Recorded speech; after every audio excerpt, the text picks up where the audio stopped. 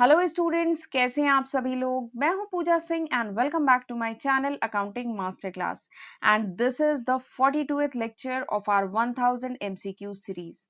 And आज के lecture में हम लोग करेंगे MCQ on subject economics. 8 lecture on economics MCQ मैं ऑलरेडी अपलोड कर चुकी हूँ। This is the 9th lecture, ये 9th लेक्चर है। मैंने आपको बता चुकी हूँ कि मेरा टारगेट था कि मैं 100 क्वेश्चन कराऊंगी इकोनॉमिक्स पर, एमसीक्यू के 100 क्वेश्चन कराऊंगी और अब लगभग मेरा टारगेट कंप्लीट होने वाला है। तो अगर आपने लास्ट के जो 8 लेक्चर्स जो मैं ऑलरेडी अपलोड कर चुकी हूँ वो नहीं देखे हैं तो जरूर एक बार उनको चेक करिएगा, ठीक है। उनकी हेल्प से खुद भी पढ़िएगा और फ्रेंड्स को भी जरूर फॉरवर्ड करिएगा। और वो जो वीडियोस है ना, वो आपको मेरी एक प्लेलिस्ट है 1000 एमसीक्यू क्वेश्चन की प्लेलिस्ट है, उसमें आपको ये वीडियोस आसानी से मिल जाएंगे, ठीक है। चलिए फिर बिना टाइम वेस्ट किए हम आज का लेक्चर स्टार्ट करते हैं। फर्स्ट क्वेश्चन, पहला क्वेश्चन क्या है कि द टोटल आउटले मेथड, जो टोटल आउटले मेथड होता है of measuring elasticity of demand, this was introduced by, ये किसने दिया था। जो टोटल आउटले मेथड है प्राइस इलास्टिसिटी ऑफ डिमांड को मेजर करने का, ये किसने दिया था, ठीक है। एक बात मैं पहले भी बता चुकी हूँ कि इस टाइप के क्वेश्चन बहुत आते हैं जिसमें इकोनॉमिस्ट के नाम होंगे, साइंटिस्ट के नाम होंगे, ठीक है। Particular theory, particular definition, particular law किसने दिया है, पर्टिकुलर मेथड किसने दिया है, इस टाइप के क्वेश्चन बहुत आते हैं। तो ये क्वेश्चंस मिस मत करिएगा, इन्हें जरूर पढ़ के जाइएगा। तो इस क्वेश्चन में पूछा जा रहा है कि जो टोटल आउटले मेथड है इलास्टिसिटी ऑफ डिमांड को मेजर करने का, वो किसने दिया है। वो स्टैनली जेवॉन ने दिया है, एल्फ्रेड मार्शल ने दिया है, एडम स्मिथ ने दिया है कि जे आर हिक्स ने दिया है। तो इन 4 इकोनॉमिस्ट में से किसने दिया है, ये पूछा गया है, ठीक। तो जरा मैं थोड़ा सा पहले आपको टोटल आउटले मेथड के बारे में बता देती हूँ, फिर हम आगे बढ़ते हैं। तो टोटल आउटले मेथड जो होता है, इसका एक और नाम है, इसको टोटल एक्सपेंडिचर मेथड भी कहते हैं। ये जो टोटल आउटले मेथड है, इसको टोटल एक्सपेंडिचर मेथड भी कहते हैं of measuring price elasticity of demand. Price elasticity of demand को मेजर करने का ये एक मेथड है, इसको टोटल आउटले मेथड या टोटल एक्सपेंडिचर मेथड भी कहते हैं, ठीक है। And this method is given by Alfred Marshall. ये जो मेथड है ये किसने दिया था, अल्फ्रेड मार्शल ने दिया था, ठीक है। एंड इस मेथड में कहा क्या गया था, इस मेथड में कहा गया था कि प्राइस इलास्टिसिटी और demand can be measured bye, ये जो प्राइस इलास्टिसिटी और डिमांड है इसको मेजर किया जा सकता है by comparing total expenditure on commodity, by comparing the total expenditure on commodity before and after the price change। ये जो प्राइस है, इस प्राइस के चेंज होने से पहले और इस प्राइस चेंज होने के बाद टोटल एक्सपेंडिचर में क्या चेंज आता है, उसको मेजर करके इलास्टिसिटी ऑफ डिमांड मेजर किया जाता है, ठीक है। ये बात समझ में आई। जैसे एग्जांपल के लिए हम पेट्रोल का एग्जांपल लेते हैं।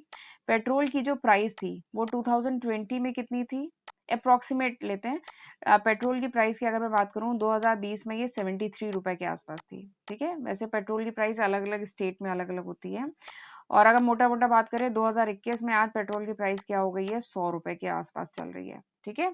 तो अगर टोटल आउटले मेथड से अगर price elasticity of demand measure करना है तो क्या किया जाएगा, expenditure on petrol when price was 73, कितना खर्चा किया जाता था पेट्रोल पे जब प्राइस 73 थी और कितना खर्चा किया जाता है जब प्राइस 100 है।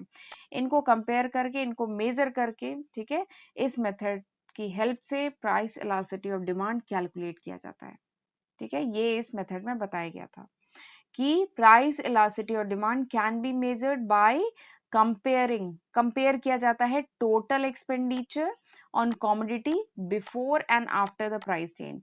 टोटल एक्सपेंडिचर कितना किया जा रहा है कमोडिटी पे before and after the price change. तो this is total outlay method and this is given by Alfred Marshall, ये अल्फ्रेड मार्शल ने दिया था। तो option B is the correct answer, ठीक है।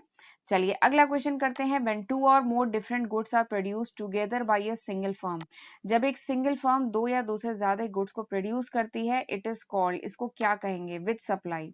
It is joint supply, composite supply, excess supply या short supply, इसे क्या कहेंगे, ठीक है। This is the question. ये एक सिंगल फर्म अगर दो या दो से ज्यादा प्रोडक्ट गुड्स प्रोड्यूस करती है, तो अगर कोई सिंगल फर्म दो या दो से ज्यादा गुड्स प्रोड्यूस करती है तो इसे एक्सेस सप्लाई तो कहेंगे नहीं, ना इसे शॉर्ट सप्लाई कहेंगे, या तो ये कंपोजिट या जॉइंट हो सकता है। स्टूडेंट इन्हीं दोनों ऑप्शन में से कंफ्यूज रहेंगे कि इन दोनों में से क्या होगा। तो जरा मैं दोनों ही बता देती हूँ, ठीक है, तो आपका मतलब कॉन्सेप्ट क्लियर हो जाएगा, आप खुद आंसर कर पाएंगे। देखिए जॉइंट सप्लाई क्या होता है? जॉइंट सप्लाई मतलब वो प्रोसेस, वो प्रोडक्ट जो प्रोड्यूस होता है, ठीक है, या फिर कह लीजिए बेसिकली जब दो या दो से ज्यादा आउटपुट प्रोड्यूस होते हैं from same origin, from same raw material. जब सेम रॉ मटेरियल से दो या दो से ज्यादा प्रोडक्ट प्रोड्यूस होते हैं तो उसको कहा जाता है जॉइंट प्रोडक्ट, ठीक है, जॉइंट सप्लाई, ठीक है, जॉइंट प्रोडक्ट नहीं, जॉइंट सप्लाई। तो जॉइंट सप्लाई क्या है? जब दो या दो से ज्यादा प्रोडक्ट जो है प्रोड्यूस हो फ्रॉम सेम ओरिजिन तो उसको कहेंगे जॉइंट सप्लाई। जबकि कंपोजिट सप्लाई क्या होता है? कंपोजिट सप्लाई का मतलब है कि जब दो या दो से ज्यादा गुड्स या services that can be sold, ठीक है, टुगेदर, जब उन्हें साथ में ही सोल्ड किया जाता हो, ठीक है, इंडिविजुअली सोल्ड नहीं किया जाता हो, ऐसे सप्लाई को कहा जाता है कंपोजिट सप्लाई। ठीक, कंपोजिट सप्लाई क्या है? When two or more goods and services that are only sold as a set, जिनको सेट बना के साथ में ही बेचा जाता है, अलग अलग नहीं बेचा जाता है, तो उन्हें कहा जाता है कंपोजिट सप्लाई। तो अब मेरे ख्याल से आपको आंसर पता चल गया है। आंसर कौन सा सही है? Option A.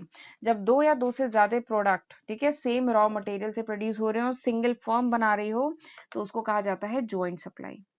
ठीक, तो option A is the correct answer. अगला क्वेश्चन क्या है? Dash is a gift of nature. इसमें से कौन सा गिफ्ट ऑफ नेचर है? नेचर से हमें कौन सा गिफ्ट मिला है? लैंड है, लेबर है, कैपिटल है, या ऑर्गेनाइजेशन है? क्या है गिफ्ट ऑफ नेचर? तो ये तो बहुत ही बेसिक सा क्वेश्चन है, आप इजीली कर सकते हैं। Land is the gift of nature. Land क्या है? Gift of nature. It is not man made, ये कोई मैन मेड नहीं है, इंसानों ने नहीं बनाया है। लैंड क्या है? Gift of nature. ठीक, तो option A is the correct answer. अगला क्वेश्चन क्या है? अगला क्वेश्चन है there are dash stages in the law of variable proportion. कितनी स्टेजेस, इतनी स्टेजेस होती हैं लॉ ऑफ वेरिएबल प्रोपोर्शन में, ठीक है। ये एक थ्योरी है, theory of production, law of variable proportion. तो उसमें पूछा गया है कि कितनी स्टेजेस होती हैं, 2 होती हैं, 3 होती हैं, 4 होती हैं कि 5 होती हैं, कितनी स्टेजेस होती हैं, ठीक है। तो सबसे पहले तो मैं आपको ये बता दूं कि ये जो लॉ ऑफ वेरिएबल प्रोपोर्शन है ना, this is very important concept. ये बहुत इंपॉर्टेंट कॉन्सेप्ट है। इवन अगर आपने मेरे पिछले जो 8 वीडियोस अपलोडेड हैं, अगर वो आपने देख लिए हैं, तो फिर तो आप इसका मेरे ख्याल से आंसर इजीली कर सकते हैं, क्योंकि मैंने देखा है लॉ ऑफ वेरिएबल प्रोपोर्शन, इस पे बहुत क्वेश्चन पूछे जाते हैं, ठीक है। बहुत क्वेश्चन अलग अलग तरीके से पूछे जाएंगे, बट बहुत क्वेश्चन आते हैं। तो ये कॉन्सेप्ट जरूर करके जाइएगा एग्जाम में, इसको छोड़िएगा नहीं, ठीक है। ये क्या होता है मैं चलिए एक बार फिर से बता दे रही हूँ, वैसे मैं कई बार पहले बता चुकी हूँ, पर अगर आपने वो वीडियोस नहीं देखे हैं तो मुझे तो फिर से बताना ही पड़ेगा, और अगर आपने देख चुके हैं तो फिर आपका रिवीजन हो जाएगा। ठीक, तो चलिए लॉ ऑफ वेरिएबल प्रोपोर्शन। तो लॉ ऑफ वेरिएबल प्रोपोर्शन एक बहुत ही इंपॉर्टेंट लॉ है, ठीक है, बहुत ही इंपॉर्टेंट लॉ है, and this is the theory of production. ये एक थ्योरी ऑफ प्रोडक्शन है, ठीक है। लॉ ऑफ वेरिएबल प्रोपोर्शन का एक दूसरा नाम भी है। क्या नाम है? It is a factor, it is a return to a factor.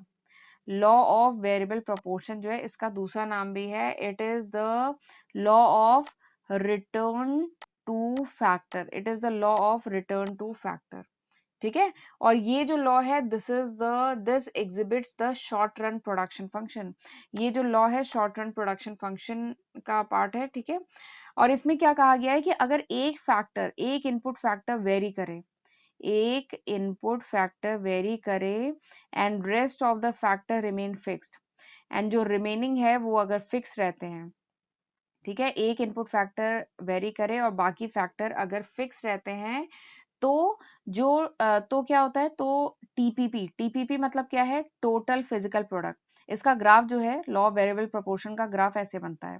Unit of labour, जो इनपुट है, इनपुट सपोज करिए हमने वेरिएबल इनपुट लिया लेबर, तो as the unit of input increases, as the number of labour increases, जैसे जैसे number of labour increase करता जाता है, जो टोटल टीपीपी यानी टोटल फिजिकल प्रोडक्ट है, वो पहले तो इंक्रीज होगा एट इंक्रीजिंग रेट, फिर इंक्रीज होगा एट डिक्रीजिंग रेट, और उसके बाद इट विल स्टार्ट डिमिनिशिंग, उसके बाद वो घटने लगेगा, ठीक है। This is the law of variable proportion. तो इसमें जो होती है ना, 3 स्टेजेस होती है, first stage, second stage and third stage. अगर आपका सब्जेक्टिव एग्जाम होने जा रहा है तो इस ग्राफ को बिना बनाए लॉ ऑफ वेरिएबल प्रोपोर्शन मत एक्सप्लेन करिएगा।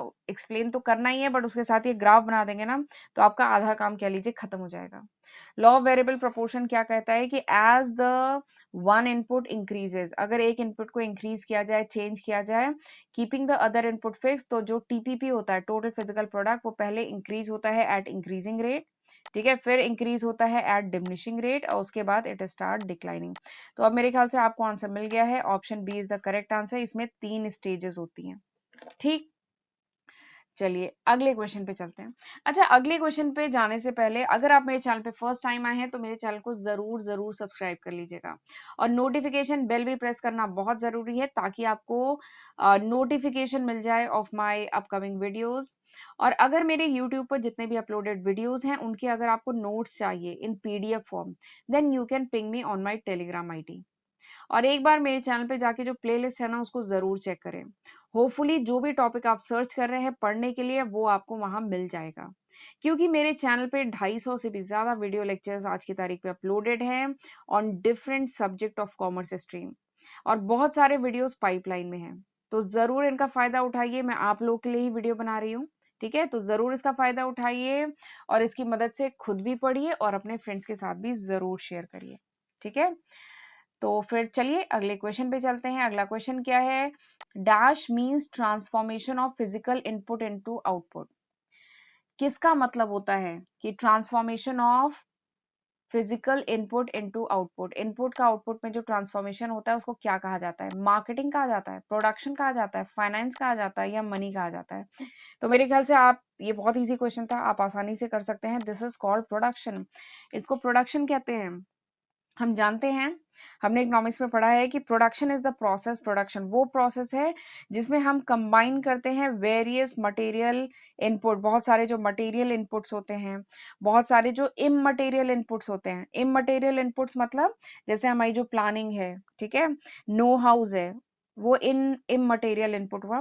तो जितने भी मटेरियल इनपुट हैं, जितने भी इमटेरियल इनपुट हैं, इन सबको कंबाइन किया जाता है in order to make something for consumption, ताकि कुछ कंजप्शन के लिए, आउटपुट के लिए कुछ मतलब प्रोड्यूस किया जा सके। ठीक है, तो इसी को कहा जाता है production. In order to make something for consumption, यानी ताकि कुछ कंज्यूम करने के लिए कुछ प्रोड्यूस किया जा सके, तो उसको कहा जाता है production.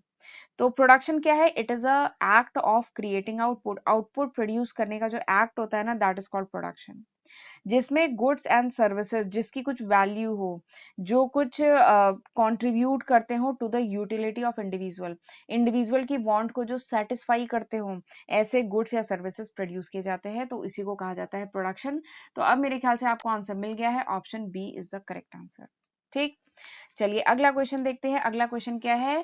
Dash competition exist when basic feature of perfect competition was not present. तो परफेक्ट कंपटीशन का जो बेसिक फीचर है वो जब नहीं प्रेजेंट होता है तो जो कंपटीशन होता है उसको क्या कहते हैं?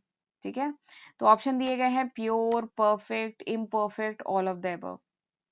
तो ये मैं कई बार बता चुकी हूँ। अगर हम मार्केट स्ट्रक्चर की बात करें तो मार्केट स्ट्रक्चर दो टाइप का होता है, एक है परफेक्ट कंपटीशन मार्केट, ठीक है, और एक क्या है? Imperfect competition market. दो तरीके के मार्केट स्ट्रक्चर है, perfect competition market, imperfect competition market. और वो जो मोनोपोली, मोनोपोलिस्टिक, ओलिगोपोली पढ़ते थे वो इम्परफेक्ट कंपटीशन मार्केट का पार्ट होता है। मोनोपोली, मोनोपोलिस्टिक, ओलिगोपोली वो इम्परफेक्ट कंपटीशन मार्केट का पार्ट होता है। ठीक, तो सवाल क्या है? Dash competition exist when the basic feature of perfect competition are not present.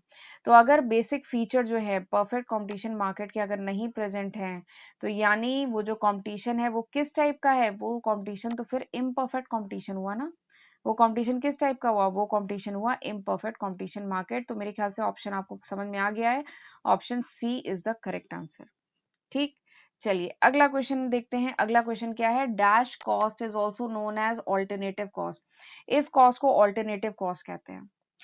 तो इसका आंसर है अपॉर्चुनिटी कॉस्ट। देखिए एक्चुअल कॉस्ट होगा नहीं, रियल कॉस्ट होगा नहीं, मनी कॉस्ट होगा नहीं, कौन सी कॉस्ट की बात हो रही है? अपॉर्चुनिटी कॉस्ट की बात हो रही है। ठीक है, और इसके साथ ही एक बात और बताना चाहूंगी कि opportunity cost is a very important topic. आपने नोटिस किया होगा कि हर लेक्चर में ऑलमोस्ट हम एक क्वेश्चन अपॉर्चुनिटी कॉस्ट पे करते ही थे। पूछने का तरीका अलग अलग था क्वेश्चंस में, ठीक है, बट अपॉर्चुनिटी कॉस्ट एक बहुत इंपॉर्टेंट टॉपिक है जिसपे क्वेश्चन एग्जाम में आता ही आता है, ठीक है। और मैं आपको ऑलरेडी बता चुकी हूँ कि अपॉर्चुनिटी कॉस्ट होता क्या है। Opportunity cost is a potential benefit. Opportunity cost वो पोटेंशियल बेनिफिट है जो इंडिविजुअल या कह लीजिए इन्वेस्टर या बिजनेस जो मिस करता है when he chooses one alternative. इसीलिए इसका नाम है ऑल्टरनेटिव कॉस्ट भी, क्योंकि जब कोई बिजनेसमैन या इंडिविजुअल या इन्वेस्टर एक ऑल्टरनेटिव को चूज करता है इन प्लेस ऑफ अदर या ओवर अनदर, यानी एक ऑल्टरनेटिव को, जैसे सपोज करिए एक, जैसे एग्जांपल लेते हैं, एक फार्मर है, उसके पास लैंड है, ठीक है, तो उसके पास तीन ऑप्शन है। वो उस पे गेहूं बो सकता है या कोई दूसरी क्रॉप बो सकता है या फिर उस लैंड को किसी दूसरे पर्पज से यूज कर सकता है, ठीक है। तो फार्मर ने सपोज करिए चूज किया कि हम अपने लैंड पे क्या गेहूं लगाएंगे, ठीक है। तो यानी जो अपॉर्चुनिटी कॉस्ट है, यानी जो बेनिफिट वो अगर दूसरी क्रॉप लगाता तो जो बेनिफिट होता, या जो अगर लैंड को किसी दूसरे पर्पज से यूज करता तो ये जो बेनिफिट होता, इस बेनिफिट को क्या कर रहा है, वो लूज कर रहा है, इस पोटेंशियल बेनिफिट को ये लूज कर रहा है, तो this is the opportunity cost. ये वो अपॉर्चुनिटी कॉस्ट है, इस पे गेहूं लगाने की जो अपॉर्चुनिटी कॉस्ट है, that is the potential benefit which he missed out. जो पोटेंशियल बेनिफिट जो मिस कर रहा है क्योंकि उसने ये ऑप्शन चूज किया in spite of this and this option, second and third option न चूज करके उसने फर्स्ट ऑप्शन चूज किया, तो जो पोटेंशियल बेनिफिट वो मिस कर रहा है इसको कहा जाता है अपॉर्चुनिटी कॉस्ट। और इसका दूसरा नाम ऑल्टरनेटिव कॉस्ट भी है, क्योंकि यहाँ पे ये इस ऑल्टरनेटिव इस ऑप्शन को चूज कर रहा है ओवर अनदर, यानी इन ऑप्शन की जगह ये इस ऑप्शन को चूज कर रहा है, तो इसको ऑल्टरनेटिव कॉस्ट भी कहते हैं, ठीक। अगला क्वेश्चन, अगला क्वेश्चन क्या है, additional cost incur to produce an additional unit of output. उस एडिशनल कॉस्ट को क्या कहा जाता है जो इनकर होती है जब हम additional unit of output produce करते हैं, दिस इज द क्वेश्चन। तो ये क्वेश्चन भी मैं काफी बार मतलब डिस्कस हुआ है, टाइप ऑफ कॉस्ट जब मैंने बताया है। तो चलिए मैं एक बार फिर से बताती हूँ। देखिए अपॉर्चुनिटी कॉस्ट तो अभी मैंने पिछले क्वेश्चन में डिस्कस किया। फिक्स कॉस्ट आप जानते हैं, फिक्स कॉस्ट वो कॉस्ट होती है which remain fix irrespective of the level of production. Production चाहे जितना बढ़ा दो वो खर्चे फिक्स रहते हैं, that is called fix cost. लेकिन प्रोडक्शन एक लिमिट तक ही बढ़ाना होता है, ठीक है, तभी इसको कहते हैं फिक्स कॉस्ट। वेरिएबल कॉस्ट क्या है, वेरिएबल कॉस्ट वो कॉस्ट है which varies with the level of production, यानी जैसे जैसे आप प्रोडक्शन बढ़ाते जाएंगे वो खर्चा जो बढ़ता जाता है इसको कहा जाता है वेरिएबल कॉस्ट, ठीक। अगला है मार्जिनल कॉस्ट। मार्जिन मतलब वन, यानी मार्जिनल कॉस्ट क्या है, change in total cost. Marginal cost क्या होता है, चेंज इन टोटल कॉस्ट जब आप one unit additional one unit का प्रोडक्शन करें, ठीक है, समझ में आए। मार्जिनल कॉस्ट क्या है, वो चेंज इन टोटल कॉस्ट जो इनकर होती है जब हम एक एडिशनल यूनिट का प्रोडक्शन करें। जैसे एग्जांपल के लिए कंपनी थी, उसने 10 फैन बनाए तो खर्चा आया 1,000 रुपए का। फिर उसने 11वां फैन बनाया तो खर्चा कितने का आया, 1,050 रुपए का, ठीक है। तो अब यहाँ पे मार्जिनल कॉस्ट क्या है, marginal cost is ₹50। Marginal cost क्या है, ₹50। क्यों, क्योंकि मार्जिनल कॉस्ट क्या होती है, change in total cost. Total cost में कितना चेंज आता है when there is one unit change in output. Output में एक यूनिट चेंज आए तो टोटल कॉस्ट में कितना चेंज आता है, ये होता है मार्जिनल कॉस्ट। और यहाँ पे मार्जिनल कॉस्ट ही पूछा जा रहा है, तो option A is the correct answer. क्या पूछा गया है, एडिशनल कॉस्ट इनकर, कितनी एडिशनल कॉस्ट इनकर होती है जब एक एडिशनल यूनिट प्रोड्यूस किया जाता है, तो आंसर क्या होगा, मार्जिनल कॉस्ट, ठीक। चलिए, तो this was the last question of this lecture. ये आज के लेक्चर का हमारा आखिरी क्वेश्चन था। उम्मीद करती हूँ मैंने जो पढ़ाया है आज आपको समझ में आया होगा, अच्छा लगा होगा। तो जरूर अपनी मैम के लिए 1 मिनट का समय निकालिएगा और मुझे कमेंट करके और वीडियो को लाइक करके जरूर बताइएगा कि हाउ वाज दिस लेक्चर, ये लेक्चर कैसा था, ठीक है। एक एक वीडियो बनाने में बहुत मेहनत लगती है, मेरे ख्याल से आप समझ सकते हैं। तो हमारे लिए कम से कम आप 1 सेकंड तो निकाल ही सकते हैं, ठीक है। तो एक एक सेकंड का समय निकालिएगा और जरा मेरे वीडियो को लाइक करिएगा, कमेंट करिएगा। आपके कमेंट का, आपके लाइक का मुझे हमेशा इंतजार रहता है, ठीक है। तो चलिए फिर मिलते हैं अगले लेक्चर में, तब तक अपना ध्यान रखिएगा। God bless you.